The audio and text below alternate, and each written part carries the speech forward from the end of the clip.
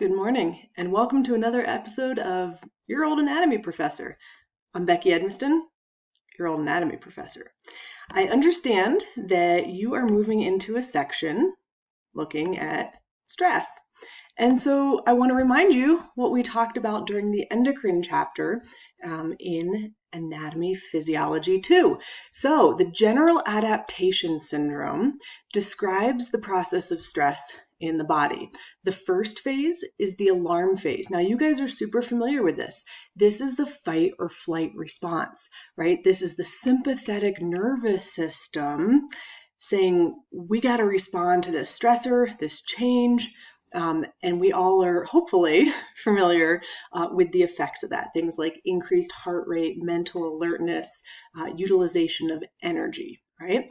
Now remember, this may be the sympathetic nervous system, but a big part of that is that the nervous system triggers the release of epinephrine and norepinephrine from the adrenal medulla, right? So the endocrine system is involved here as well. Okay? Now, if the stress remains, we're going to move into what's called the resistance phase. The actions of epinephrine, norepinephrine are going to be working towards resolving the stressor, trying to return to homeostasis. One of the things that we also see picking up here, and I didn't really go into it too much in anatomy, is that other hormones are released from the adrenal cortex. During the resistance phase, it's the glucocorticoids that dominate. Now, the glucocorticoid we talk about most, that's right, cortisol. We think of that as a stress hormone, and that's part of this resistance phase. Here, the body, it's still trying to return to homeostasis, and it's trying to figure out ways to do that, right?